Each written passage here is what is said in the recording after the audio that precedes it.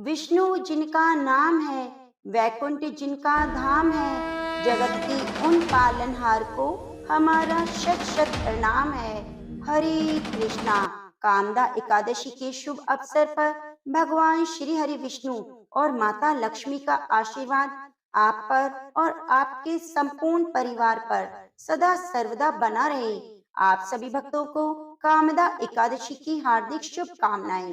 प्रिय भक्तजनों, चैत्र मास के शुक्ल पक्ष की कामदा एकादशी, जिसे फलदा एकादशी के नाम से भी जाना जाता है, जिसे सांसारिक मनोकामनाएं पूरी करने वाला व्रत माना गया है। इस व्रत को रखने से मनुष्य अपने सभी पापों से मुक्त हो जाता है और मोक्ष की प्राप्ति होती है। मनुष्य को जीवन में सभी कष्टों से छुटकारा मिल जाता है और धन सुख सौभाग्य का आशीर्वाद मिलता है। परम भगवान श्री कृष्ण इससे अत्यंत प्रसन्न होते हैं। मनुष्य अपने सर्वोच्च आध्यात्मिक गंतव्य की प्राप्ति कर लेता है और यह भी माना जाता है कि अगर विवाहित जोड़े कामदा एकादशी का व्रत रखते हैं तो उन्हें संतान की प्राप्ति हो जाती है। तो प्रिय भक्तजनों, जो मनुष्य व्रत ना भी रख पाए तो कामदा एकादशी का व्रत कथा सुनने से उसकी सभी मनोकामनाएं पूरी हो जाती हैं और अपार धन संपत्ति की प्राप्ति होती है। ऐसा स्वयं भगवान श्री हरि विष्णु कहते हैं। तो आज हम श्रवण करेंगे कामदा एकादशी की संपूर्ण व्रत कथा और साथ ही महाफलदायी ग्यारस माता की कथा, तुलसी माता की कथा। तो प्रिय भक्तजनों, आइए भगवान के चरणों का ध्यान करते हुए कथा का रसपान करते हैं। जय श्री गणेश। प्रिय भक्तों, एक गांव में एक निर्धन जुलाहा और उसकी पत्नी रहा करते थे। दोनों पति पत्नी अत्यंत ही मेहनती थे। वे दोनों सारा दिन परिश्रम करते, सुंदर सुंदर कपड़े बनाते, लेकिन उनको बनाए हुए वस्त्रों की अधिक कीमत ना मिल पाती। दोनों ही अत्यंत संतोषी स्वभाव के थे। जो भी मिलता उसी से संतुष्ट होकर एक टूटी फूटी झोपड़ी में रहकर अपना जीवन निर्वाह कर लेते।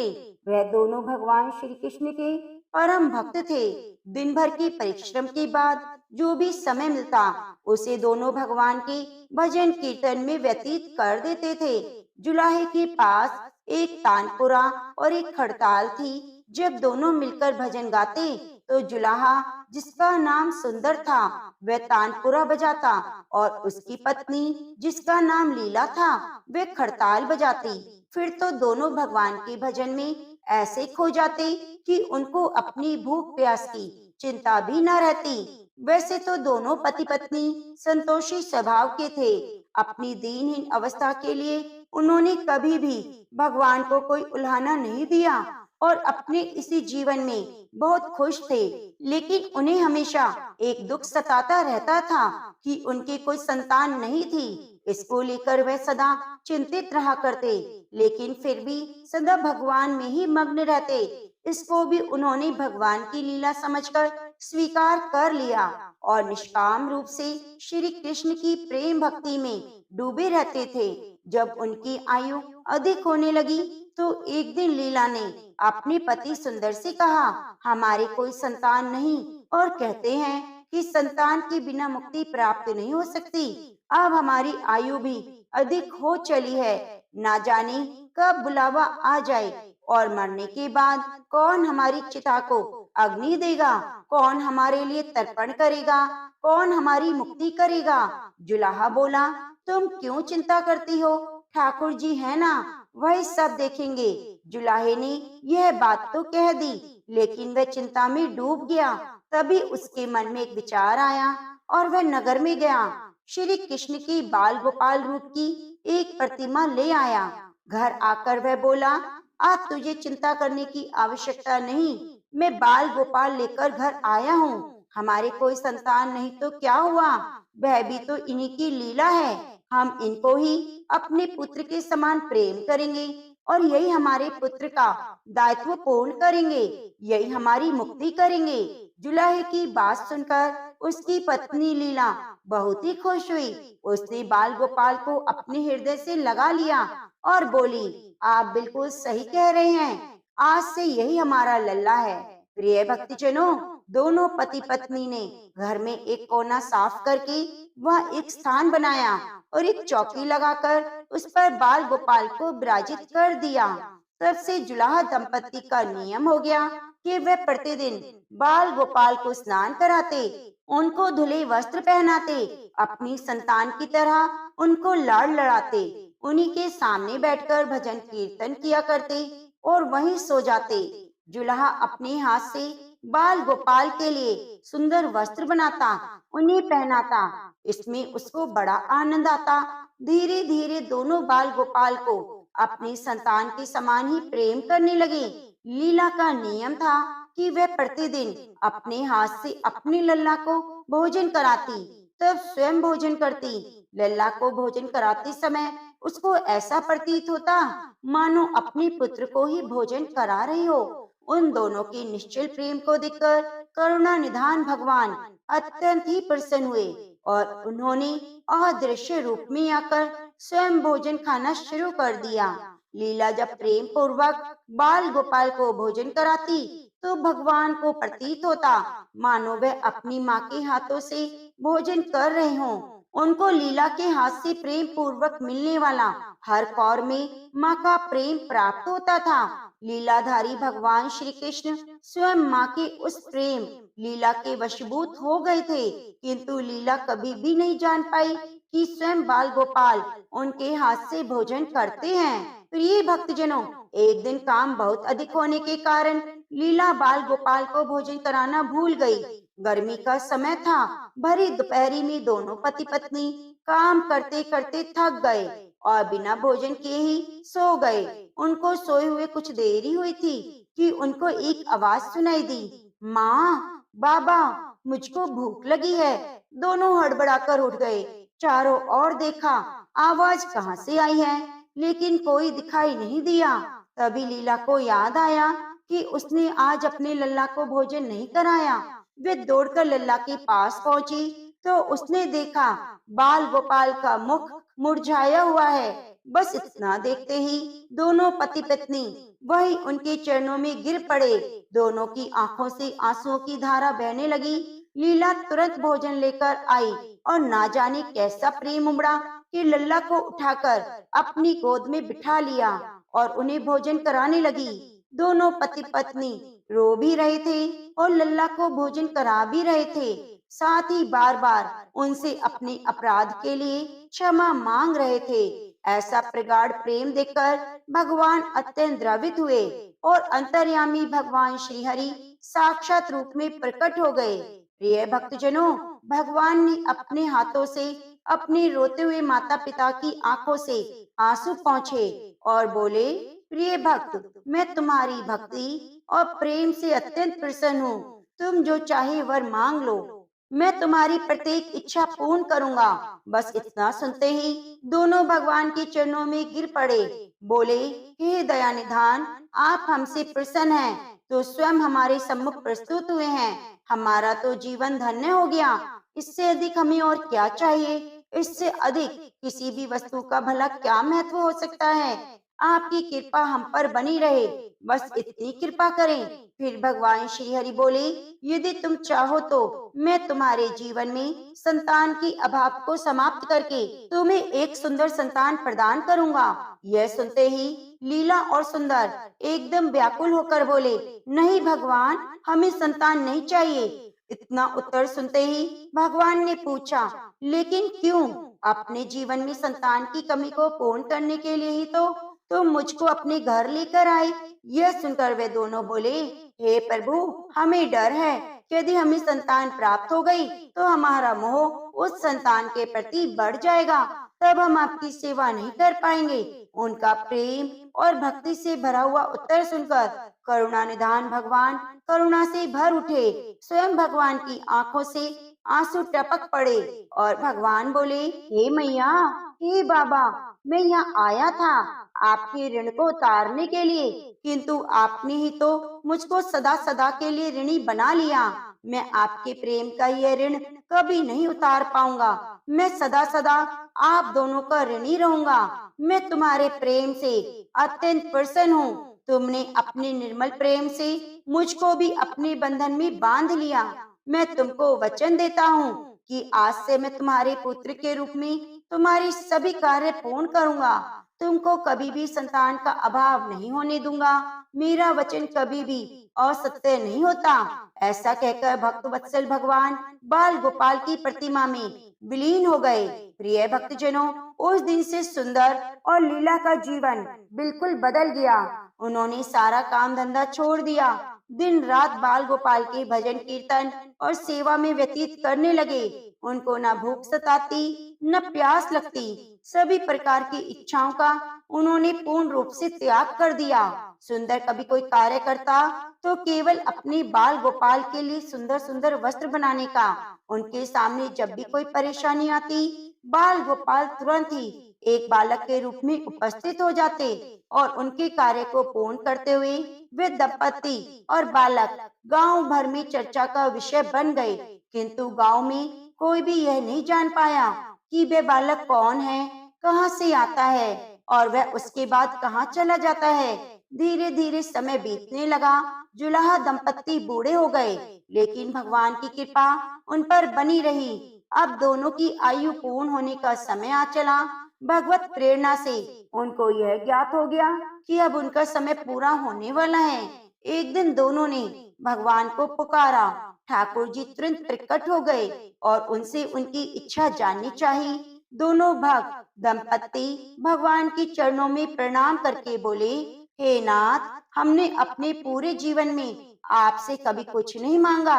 अब जीवन का अंतिम समय आ गया, हम कुछ मांगना चाहते हैं। भगवान बोले, निसंकोच अपनी इच्छा कहो। मैं तुम्हें वचन देता हूँ कि तुम्हारी प्रत्येक इच्छा को मैं पूर्ण करूँगा। प्रिय भक्तों, तब बाल गोपाल की अगाध प्रेम में डूबे हुए उस वृद्ध दंपत्ति ने बोला, हे नाथ, हमने अपने पुत्र के रूप में आपको देखा और आपकी सेवा की। आपने भी पुत्र के समान हमारी सेवा की। अब समय आ गया जिसके लिए कोई भी माता पिता पुत्र की कामना करते हैं।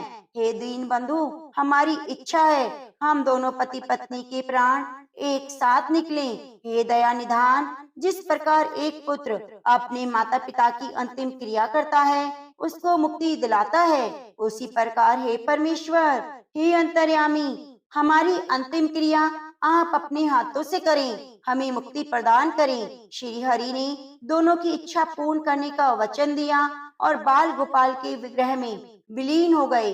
अंत में वह दिन आ गया जब प्रत्येक जीव को वह शरीर छोड़ना पड़ता है। दोनों वृद्ध दंपति बीमार पड़ गए। उन दोनों की भक्ति की चर्चा गांव भर में थी, इसलिए गांव के लोग उनका हाल जानने उनकी झोपड़ी में पहुंचे। लेकिन वे दोनों तो श्री हरि में लीन हो चुके थे। उनको नहीं पता था कोई आया भी है। नियत समय पर एकदम चमत्कार हुआ। जुलाहे की झोपड़ी तीव्र अलौकिक प्रकाश से भर उठी। वहाँ उपस्थित सभी लोगों की आंखें बंद हो गई। किसी को कुछ दिखाई नहीं पड़ा। कुछ लोग तो झोपड़ी से बाहर आ गए, कुछ वहीं धरती पर बैठ गए। श्री हरि अपने दिव्य चतुर्भुज रूप में प्रकट हुए और उनकी अप्रतिम शोभा समस्त सृष्टि को आलोकित करने वाली थी। वातावरण में एक दिव्य सुगंध भर गई।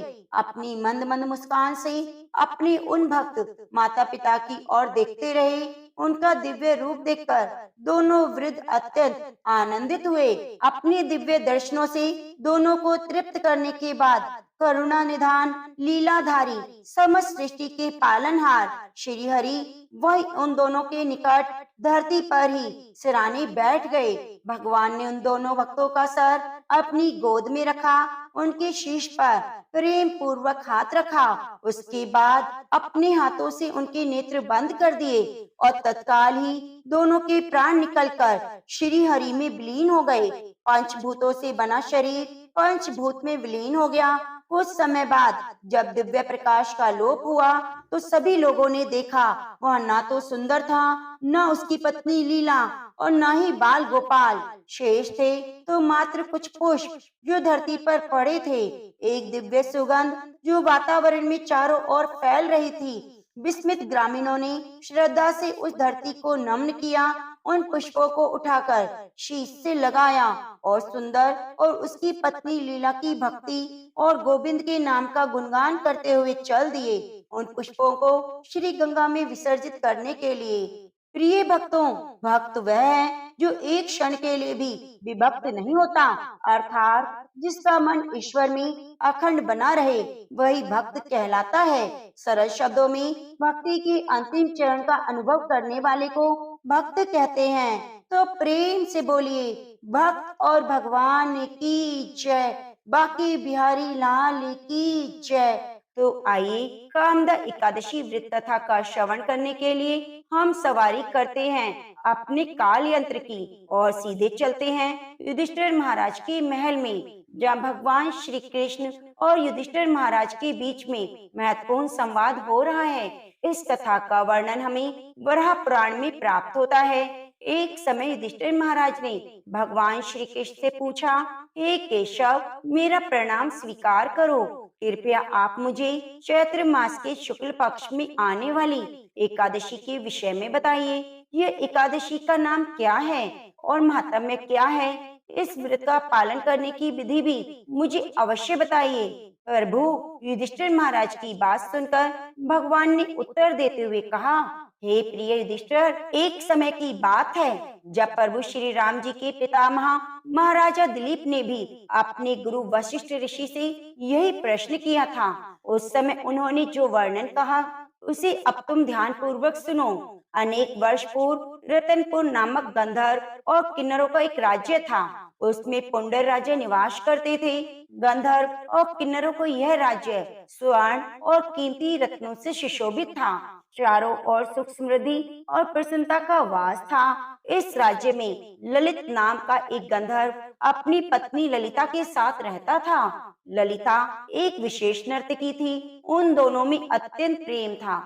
उनके घर में हर प्रकार की सुख संपत्ति थी। उनके संबंध में इतनी प्रागड़ता थी कि वे दोनों एक क्षण भी एक दूसरे को देखे बिना नहीं रह सकते थे।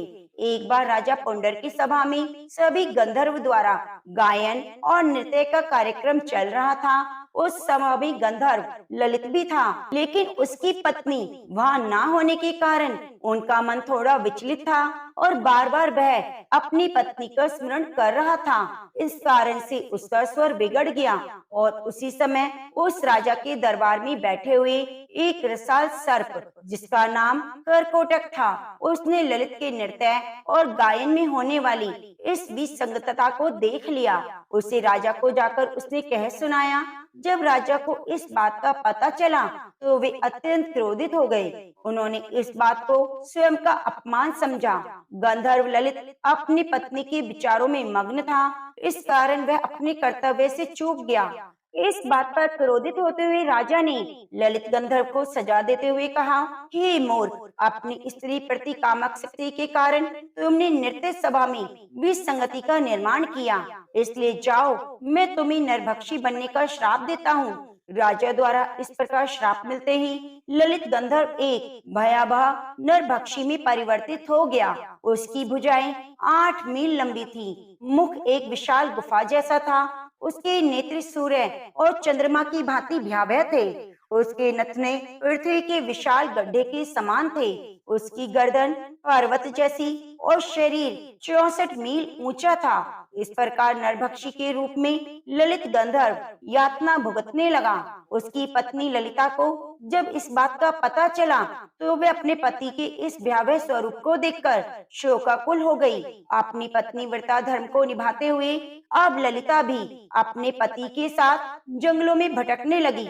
अपने पति को इस भयावह रूप में अत्यंत कष्ट भुगतते हुए देखकर वे विलाप करती रही। इस प्रकार वन में भटकते हुए एक बार ललिता ने ऋषि श्रृंगी का आश्रम देखा। वे तुरंत आश्रम में गई। वहां जाकर उसने ऋषि श्रृंगी को प्रणाम किया।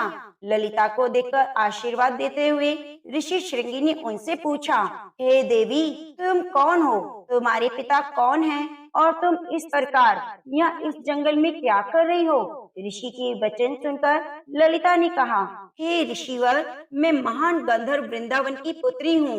मेरे पति गंधर्व ललित को राजा ने श्राप दिया है, जिसके कारण वे नरभक्षी बन गए हैं। उनका यह कष्ट देखकर मैं अत्यंत दुखी हूँ। हे ऋषिवर, कुछ ऐसा उपाय करें जिससे मेरे द्वारा मेरे पति को इस राक्षस योनि से मुक्ति मिल सके। ललिता की प्रार्थना सुनकर ऋषि श्रृंगी ने कहा, हे गंधर्व कन्या, आने वाले कुछ दिनों में चैत्र मास के शुक्ल पक्ष की कामदा एकादशी आने वाली है। तुम इस व्रत का श्रद्धा और कठोरता पूर्वक पालन करो। उससे प्राप्त पुण्य फल को अपने पति को अर्पित कर दो। इससे वह राक्षस योनि से मुक्त हो जाएगा। यह व्रत सभी इच्छाओं को पूर्ण करने वाला है। ऋषि के वचन सुनकर सांत्वना प्राप्त ललिता ने श्रद्धा और निष्ठा पूर्वक कामदा एकादशी व्रत का पालन किया। द्वादशी के दिन भगवान वासुदेव और ब्राह्मणों के सामने उनसे कहा, हे प्रभु, मैंने अपने पति को इस भयावह श्राप से मुक्ति दिलाने हेतु इस व्रत का श्रद्धा और नियम पूर्वक कठोर पालन किया है। कृपया आप मुझे आशीर्वाद प्रदान करें कि इस व्रत के प्रभाव से मेरे पति श्राप मुक्त हो जाए। जैसे ही ललिता ने यह शब्द कहे, उसी क्षण एक चमत्कार हुआ। नरभक्षी की योनि में रह रहे उसके पति ने उस योनि को त्याग कर फिर से गंधर्व का सुंदर शरीर धारण कर लिया। उन दोनों ने भगवान को प्रार्थनाएं अर्पित की और व्रत का समापन किया। उसके बाद वे दोनों सुखपूर्वक अपने राज्य में वापस लौट आए। इस कथा का समापन करते हुए श्री कृष्ण ने कहा, हे युधिष्ठिर महाराज, यह व्रत इतना पवित्र है, जो कोई भी व्यक्ति इस अद्भुत पवित्र कथा का श्रवण करेगा, वह ब्रह्म हत्या के पाप और आसुरी श्राप से मुक्त हो जाएगा। तीनों लोकों में सभी जीवों के लिए इससे अधिक श्रेष्ठ और कुछ भी नहीं। तो प्रेम से बोलिए हरे कृष्णा। प्रिय भक्तजनों, अब आइए सुनते हैं तुलसी माता की कथा, क्योंकि हमें एकादशी के दिन तुलसी माता की पौराणिक कथा को जरूर सुनना चाहिए। सावर्णी मुनि की पुत्री तुलसी अपूर्व सुंदरी थी। उनकी इच्छा थी कि उनका विवाह भगवान नारायण के साथ हो। इसके लिए उन्होंने नारायण पर्वत की घाटी में स्थित बद्री वन में घोर तपस्या की। दीर्घ काल तक की तपस्या के उपरांत ब्रह्मा जी ने प्रसन्न होकर उन्हें दर्शन दिया और वर मांगने को कहा। तब तुलसी जी ने कहा, सृष्टिकर्ता ब्रह्मदेव, आप अंतर्यामी हैं, सबके मन की बात जानते हैं, फिर भी मैं अपनी इच्छा आपसे बताती हूँ। मैं चाहती हूँ कि भगवान श्री नारायण मुझे पति रूप में मिले। ब्रह्मा जी ने कहा, तुम्हारा अभिष्ट तुम्हें अवश्य ही मिलेगा। अपने पूर्व जन्म में किसी अपराध के कारण तुम्हें श्राप मिला है। इसी प्रकार भगवान श्री नारायण के एक पार्षद को भी दानव कुल में जन्म लेने का श्राप मिला है। दानव कुल में जन्म लेने के बाद भी उसमें नारायण का अंश विद्यमान रहेगा। इसलिए इस जन्म में पूर्व जन्म के पाप के शमन के लिए संपूर्ण नारायण तो नहीं मिलेंगे, लेकिन नारायण के अंश से युक्त दानव कुल जन्म उस श्राप ग्रस्त पार्षद से तुम्हारा विवाह होगा। शाप मुक्त होने पर भगवान श्री नारायण सदा सर्वदा के लिए तुम्हारे पति हो जाएंगे। तो तुलसी ने ब्रह्मा जी के इस वर को स्वीकार कर लिया, क्योंकि मानव कुल में जन्म के कारण उस मायावी भोग को तो भोगना ही था। तुलसी बद्री वन में ही रहने लगी। नारायण का वह पार्षद दानव कुल में जालंधर के नाम से पैदा हुआ। कुछ दिनों बाद वह भ्रमण करता हुआ बद्री वन में आया। यह तुलसी को देखते ही वह उस पर मंत्र मुग्ध हो गया। तुलसी के सामने उसने अपने विवाह का प्रस्ताव रखा। इतने में ही वह ब्रह्मा जी आ गए और तुलसी से कहा, तुलसी, जालंधर को देखो, उसका स्वरूप है देवताओं के समान। दानव कुल में जन्म लेने के बाद भी लगता है जैसे इसके शरीर में नारायण का वास है। तुम प्रस्ताव को सहर्ष स्वीकार कर लो। तुलसी को भी लगा कि उसकी तपस्या पूर्ण हो गई, उससे इच्छित फल मिला है। अब जालंधर के साथ उसका गंधर्व विवाह हो गया और वह जालंधर के साथ उसके महल में पत्नी बनकर आ गई। जालंधर ने अपनी परम सुंदरी सती साध्वी पत्नी तुलसी के साथ बहुत दिनों तक राज्य किया। उसने अपने राज्य का इतना विस्तार किया कि देवलोक तक उसके अधिकार में आ गया। स्वर्ग का सुख भोगने वाले देवताओं की दशा भिखारियों जैसी हो गई। जालंधर किसी को कष्ट नहीं देता था, पर अधिकार और राज्य छिन जाने से सारे देवता मिलकर ब्रह्मा, विष्णु और शिव की सभा में गए और अपनी विपत्ति उन्हें सुनाई। ब्रह्मा जी ने कहा, तुलसी परम साध्वी है, उसका विवाह जालंधर से मैंने ही कराया था। जालंधर को तब तक नहीं हराया जा सकता, नहीं मारा जा सकता, जब तक तुलसी उसके साथ है। विष्णु जी ने कहा, जालंधर पूर्व जन्म में मेरा पार्षद था और श्राप के कारण उसे दानव कुल में जन्म लेना पड़ा है। इस जन्म में भी मेरा अंश उसमें व्याप्त है। साथ ही तुलसी की पतिव्रता धर्म से वह अजय है। फिर देवताओं की सहमति से भगवान शिव ने जालंधर के पास संदेश भेजा कि यह तो देवताओं को राज्य लौटा दे या फिर उनसे युद्ध करे। जालंधर शंकर जी के पास पहुंचा। उसने कहा, देवादिदेव, आपके लिए देवताओं का पक्ष लेना उचित नहीं। राज्य बढ़ाना हर राजा का कर्तव्य है। मैं किसी को दुखी नहीं कर रहा हूँ। देवताओं से कहिए कि वह मेरी प्रजा बनकर रहे। मैंने आपका कोई अपमान नहीं किया है। हमारा आपका युद्ध शोभा नहीं देता। अगर आप हार गए तो बड़ी लज्जा की बात होगी। मैं हार गया तो आपकी कीर्ति बहुत अधिक नहीं बढ़ेगी। भगवान शंकर हंसने लगे। तो सब रहस्य समझते थे। तुलसी और जालंधर के पूर्व जन्म के श्राप की अवधि लगभग अब पूरी हो चुकी थी। फिर शंकर जी बोले, इसमें कीर्ति और लज्जा की बात नहीं। तुम देवों को राज्य लौटाकर उन्हें उनके पद पर प्रतिष्ठित होने दो। युद्ध से बचने का यह एक उपाय है। तब जालंधर ने कहा, मैंने युद्ध के बल से देवलोक जीता है। कोई उसे युद्ध के द्वारा ही वापस ले सकता है। यह मेरा अंतिम उत्तर है। अब मैं जा रहा हूँ। ऐसा कहकर जालंधर वहाँ से चला गया। उसने अपनी पत्नी तुलसी को सारी बातें बताई और कहा, कर्म भोग सब काल सूत्र में बंधा है। जीवन में हर्ष, शोक, भय, दुख, सुख, मंगल, अमंगल काल के अधीन है। हम तो केवल निमित्त हैं। संभव है भगवान शिव देवों का पक्ष लेकर मुझसे युद्ध करें। तुम चिंता मत करना। तुम्हारा सतत्व तेज मेरी रक्षा करेगा। दूसरे दिन भगवान शंकर के नेतृत्व में देवताओं ने युद्ध छेड़ दिया। जालंधर ने भीषण बाण की वर्षा की। उसका वेग रोक दिया। उसके प्रहार से देवता डगमगाने लगे। उसने दानवी शक्ति का प्रयोग करके मायावी युद्ध आरंभ कर दिया। युद्ध स्थल पर वह किसी को भी दिखाई नहीं देता था और उसके अस्त्र शस्त्र प्रहार कर देवों को घायल कर रहे थे। देवगण अपने अस्त्र चलाएं तो किस पर चलाएं, क्योंकि कोई शत्रु सामने नहीं था। कई दिनों तक इस तरह भयंकर युद्ध चलता रहा। जालंधर पराजित नहीं हुआ। तब शिव जी ने विष्णु जी से कहा, विष्णु जी, तुम कुछ उपाय करो, अन्यथा मेरा तो सारा यश मिट्टी में मिल जाएगा। विष्णु जी ने सोचा, बल से तो जालंधर को हराया नहीं जा सकता, इसलिए छल का ही सहारा लेना पड़ेगा। उन्होंने तुरंत अपना स्वरूप जालंधर जैसा बनाया और अस्त्र शस्त्र से सुसज्जित होकर तुलसी जी के पास पहुंच गए। बोले, प्रिय, मैं युद्ध जीत गया। सारे देवता भगवान शंकर समेत हार गए। इस खुशी में आओ, मैं तुम्हें अपने अंग लगा लूं। पति को प्रत्यक्ष खड़ा देखकर और विजय का समाचार सुनकर वह दौड़कर मायावी जालंधर के गले से लिपट गई और इस प्रकार पति पत्नी दोनों में आलिंगन होकर खूब खुशी मनाई। पर पुरुष के साथ इस प्रकार के व्यवहार से उसका सतत्व तेज नष्ट हो गया।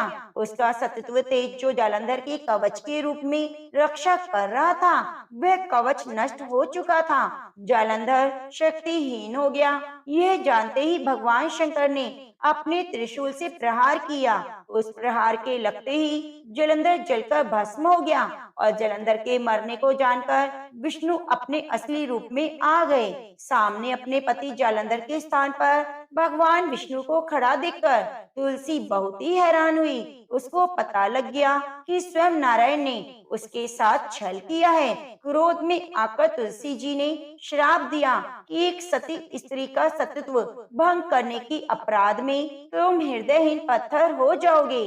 विष्णु जी ने तुलसी जी के श्राप को शिरोधार्य करा और कहा, देवी, तुम्हारे और जालंधर के कल्याण के लिए मुझे ऐसा करना पड़ा। तुम दोनों को श्राप मुक्त करना था। तुम भी अब अपना शरीर त्याग कर तुलसी बिरवा के रूप में जन्म लोगी। और मेरी पूजा तुलसी दल से होगी। मैं शालिग्राम पत्थर बनूंगा, मेरे शीश पर तुम सादर विराजमान रहोगी। तुम्हारे पति की हड्डियों के चूर्ण से शंख की उत्पत्ति होगी। उस शंख ध्वनि से देवताओं और मेरी पूजा आराधना होगी।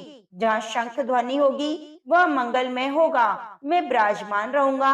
तुमने पूर्व जन्म में बद्री वन में मुझे पाने के लिए बड़ी कठोर तपस्या की थी। अब अगले जन्म में मैं नारायण प्रस्तर के रूप में बद्रीनाथ वन में स्थापित होऊंगा और मेरी पूजा अर्चना फल फूल से न होकर तुम्हारे तुलसी दल से होगी। मेरे शीश पर विराजमान होकर मुझे तुम सबसे ऊंचा पद प्राप्त करोगी। तो प्रेम से बोलिए, लक्ष्मी नारायण भगवान की जय, तुलसी शालिग्राम भगवान की जय।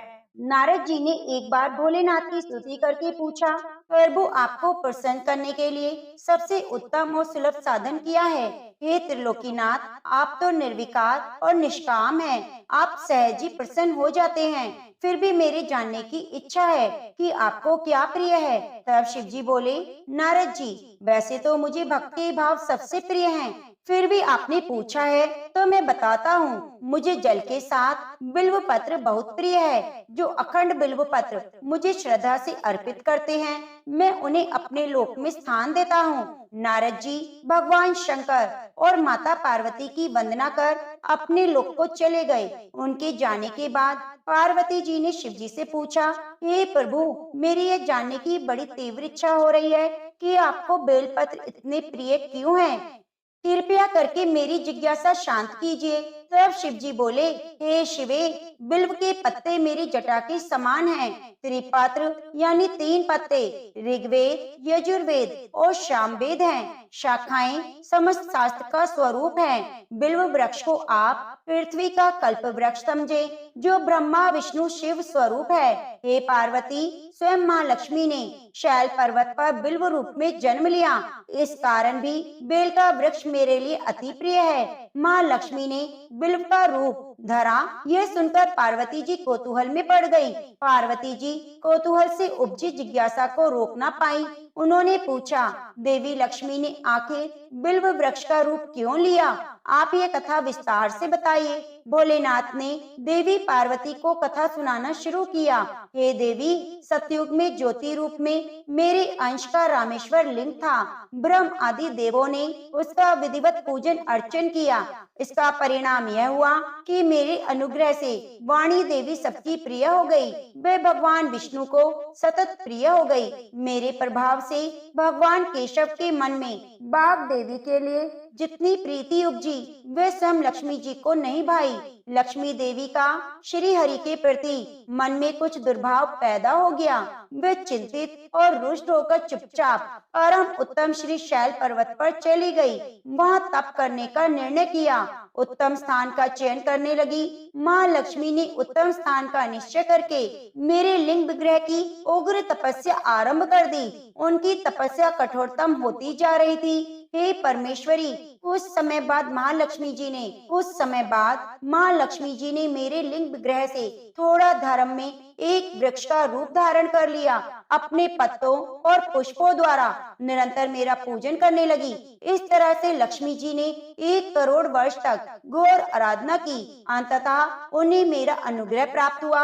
मैं वहां प्रकट हुआ और देवी से इस घोर तप की आकांक्षा पूछकर वरदान देने को तैयार हुआ। महालक्ष्मी ने मांगा कि श्री हरि के हृदय में मेरे प्रभाव से बाघ देवी के लिए जो स्नेह हुआ है वे समाप्त हो जाए। शिव जी बोले, मैंने महालक्ष्मी को समझाया कि श्री हरि के हृदय में आपके अतिरिक्त किसी और के लिए प्रेम नहीं, बाघ देवी के प्रति उनका प्रेम नहीं अपितु श्रद्धा है। यह सुनकर लक्ष्मी जी प्रसन्न हुई और पुनः श्री विष्णु जी के हृदय में स्थित होकर उनके साथ विहार करने लगी। पार्वती जी माँ लक्ष्मी के हृदय का एक बड़ा विकार दूर हुआ।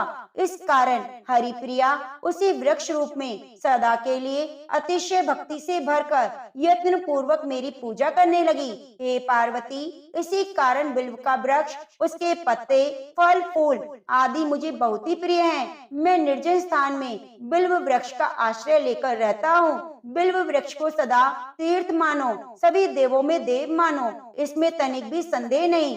बिल्व पत्र, बिल्व फूल, बिल्व वृक्ष, बिल्व काष्ठ के चंदन से जो मेरा पूजन करता है वह भक्त मुझे बहुत ही प्रिय है। बिल्व वृक्ष को शिव के समान ही समझो, वह मेरा शरीर है। जो बिल्व पर चंदन से मेरा नाम अंकित करके मुझे अर्पण करता है, मैं उसे सभी पापों से मुक्त करके अपने लोक में स्थान देता हूँ।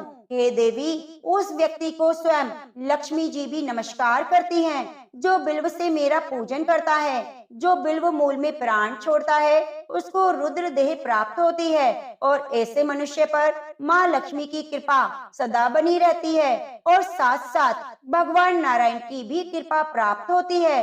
तो प्रेम से बोलो लक्ष्मी नारायण भगवान की जय हो। प्रेम से बोलो गणेश गजानन की जय हो। एक समय की बात है, गणेश जी ने पृथ्वी के मनुष्यों की परीक्षा लेने का विचार बनाया, तो वे अपना रूप बदलकर एक छोटे से बच्चे का रूप धारण करके पृथ्वी पर घूमने लगे, और हाथ में एक चम्मच में दूध ले लिया और दूसरे हाथ में चावल भर लिए। गली गली घूम घूम कर आवाज लगाने लगे कि कोई भाई मेरी खीर बना दो, कोई मेरी खीर बना दो। दूध और चावल तो मेरे पास हैं, कोई है जो मुझे खीर बना दे। तो उस बालक की इस तरह की बातें सुनकर सारे लोग हंसने लगे, कहने लगे कि भला इतने से दूध से कोई खीर बनती है। पर गणेश जी इसी तरह आवाजें लगाते रहे। एक गांव के बाद दूसरे गांव में इसी तरह चक्कर लगाते पुकारते घूम रहे थे, कोई भी खीर बनाने को तैयार नहीं हुआ। सुबह से शाम हो गई, गणेश जी वैसे आवाज लगा रहे थे। तो शाम के समय एक बुढ़िया अपनी झोपड़ी के बाहर बैठी हुई थी। तो गणेश जी वहां से पुकारते हुए निकले कि कोई मेरी खीर बना दो, कोई मेरी खीर बना दो।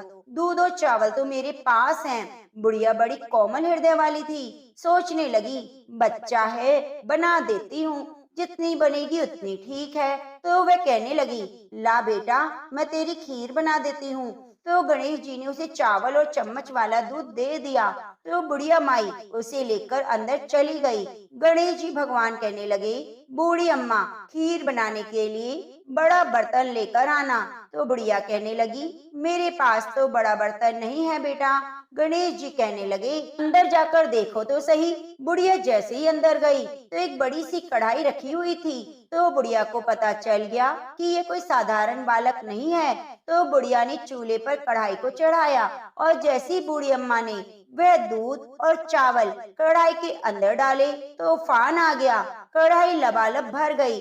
जैसे जैसे खीर तैयार हो रही थी, उसके अंदर से केसर की बहुत अच्छी खुशबू आ रही थी। खीर बनते ही गणेश भगवान बूढ़ी अम्मा से कहने लगे, माँ जी, मैं स्नान करके आता हूँ, आप ऐसे करो, पूरे नगर निवासियों को न्योता दे दो ताकि वह भी खीर खाने आ जाए। बूढ़ी माँ ने कहा, ठीक है। तो वह गांव वालों को न्योता देने चली गई। गणेश जी स्नान करने चले गए तो उसी समय बुढ़िया का बेटा और बहू खेत से आए थे।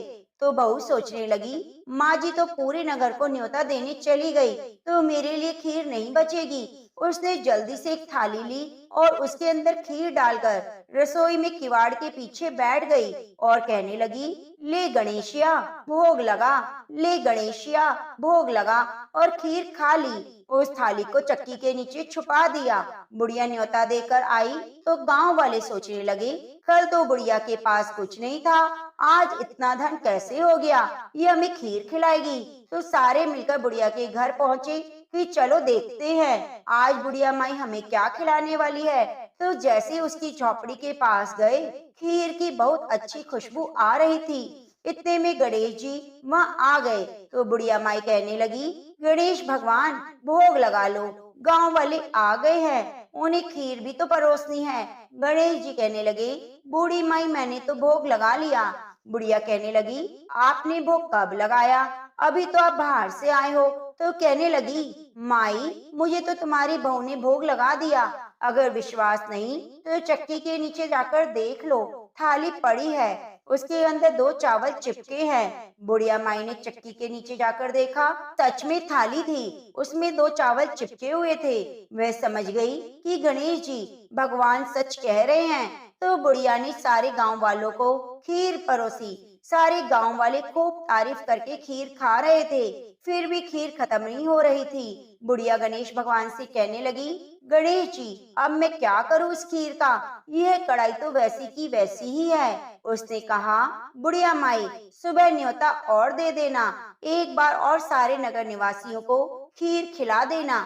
बुढ़िया माई ने सुबह फिर उन्हें बुलाया और फिर खीर खत्म होने का नाम नहीं ले रही थी। तो इस खीर का समाचार राजा के कानों में पड़ा। राजा ने अपने सैनिकों को भेजकर कहा कि जाओ उस बुढ़िया के पास और उस खीर की कढ़ाई को यहाँ लेकर आओ। तो राजा का आदमी आज्ञा पाते ही बुढ़िया के घर चला गया और वहाँ जाकर कहने लगा कि बूढ़ी अम्मा, इस कढ़ाई का आपके घर में क्या काम है? यह कढ़ाई तो राजमहल में शोभा देती है। तो यह कहकर वह कढ़ाई वहाँ से उठाकर राजमहल में ले आया। जैसे ही महल में लाकर कढ़ाई को रखा, उस कढ़ाई के अंदर कीड़े मकोड़े बिलबिलाने लगे, सांप बिच्छू जहरीले जानवर घूमने लगे, बुरी तरह से बदबू आने लगी। तो यह देखकर राजा को बहुत हैरानी हुई। उन्होंने बुढ़िया को बुलाया और कहा कि बूढ़ी माई, ये सब क्या है? यह ले जा तेरी कढ़ाई, पता नहीं क्या जादू टोना करती है। तुम्हारे घर में तो खुशबू आ रही थी और यहाँ लाते ही बदबू हो गई, कीड़े मकोड़े हो गए। बुढ़िया कहने लगी, महाराज आप देते तो पहले देते, यह तो मुझे गणेश भगवान ने दिया है। यह कहकर वह कढ़ाई को वहाँ से अपनी झोपड़ी में ले आई और गणेश भगवान को याद करके कहने लगी कि गणेश जी भगवान, अब इस कढ़ाई का मैं क्या करूं? तो गणेश जी वहाँ पर प्रकट हुए और कहने लगे, बूढ़ी माई इस कढ़ाई को तुम घर के कोने में गाड़ दो, सुबह उठकर देख लेना। ऐसा कहकर अंतर ध्यान हो गए। बूढ़ी माई ने जैसा गणेश जी ने कहा वैसा किया। जब सुबह बूढ़ी माई की आंख खुली तो झोपड़ी की जगह सुंदर महल बन गया। जिस जगह पे कढ़ाई दबाई थी उस जगह को खुद को देखा तो सोनों की मोहरों से भरे हुए 2 घड़े निकले। यह देखकर बुढ़िया और उसकी बहू बहुत खुश हुई। दोनों गणेश भगवान का जयकारा लगाने लगी। उस दिन से बुढ़िया और उसकी बहू दोनों प्रतिदिन गणेश भगवान की पूजा करने लगी। गणेश जी भगवान जैसे अपने बुढ़िया को दिया वैसे सबको देना। कहानी कहने सुनने वाले, ओंकारा भरने वाले को देना। तो प्रेम से बोलो गजानन की जय। अब आइए सुनते हैं लपसी तपसी की कथा। कहते हैं कि लपसी तपसी की कथा हमें हर कथा कहानी में जरूर सुननी चाहिए। एक लपसी था, एक तपसी था। तपसी हमेशा भगवान की तपस्या में लीन रहता। लपसी रोजाना सवा सेर की लापसी बनाकर भगवान का भोग लगाकर जीम लेता था। एक दिन दोनों लड़ने लगे। तपसी बोला, मैं रोज भगवान की तपस्या करता हूँ, इसलिए मैं बड़ा हूँ। लपसी बोला, मैं रोज भगवान का सवा सेर लापसी का भोग लगाता हूँ, मैं बड़ा हूँ। नारद जी वहाँ से गुजर रहे थे। दोनों को लड़ता देखकर उनसे पूछने लगे, तुम क्यों लड़ रहे हो? तपसी ने खुद के बड़ा होने का कारण बताया और लपसी ने भी अपना कारण बताया। तो नारद जी बोले, तुम्हारा फैसला मैं कर दूंगा। दूसरे दिन लपसी तपसी नहाकर अपनी रोज की भक्ति करने आए। नारद जी ने छुपकर 1.25 करोड़ की एक अंगूठी दोनों के आगे रख दी। तपसी की नजर जब अंगूठी पर पड़ी तो उसने चुपचाप अंगूठी उठाकर अपने नीचे दबा ली। लपसी की नजर अंगूठी पर पड़ी लेकिन उसने ध्यान नहीं दिया। भगवान को भोग लगाकर लापसी खाने बैठ गया। नारद जी सामने आए तो दोनों ने पूछा कि बताओ कौन बड़ा? तो नारद जी ने लपसी से खड़ा होने को कहा तो वह खड़ा हुआ तो उसके नीचे दबी हुई अंगूठी दिखाई दी। नारद जी ने तपसी से कहा, तपस्या करने के बाद भी तुमने चोरी करने की आदत नहीं गई, इसलिए लपसी बड़ा और तुम्हें तुम्हारी तपस्या का कोई फल नहीं मिलेगा। तपसी शर्मिंदा होकर माफी मांगने लगा। उसने नारद जी से पूछा, मुझे मेरी तपस्या का फल कैसे मिलेगा? नारद जी ने कहा, यदि कोई गाय कुत्ते की रोटी नहीं बनाएगा तो उसका फल तुझे मिलेगा। यदि कोई ब्राह्मण को भोजन भोजन कराकर दक्षिणा नहीं देगा तो उसका फल तुझे मिलेगा। यदि कोई साड़ी के साथ ब्लाउज नहीं देगा तो उसका फल तुझे मिलेगा। यदि कोई दिए से दिया जलाएगा तो उसका फल तुझे मिलेगा। यदि कोई सारी कहानी कहकर तुम्हारी कहानी नहीं सुनेगा तो उस कथा कहानी का फल तुम्हें मिलेगा। उसी दिन से हर वृत्त कथा कहानी के साथ लपसी तपसी की कहानी भी सुनी जाने लगी। तो प्रेम से बोलिए लपसी तपसी की जय।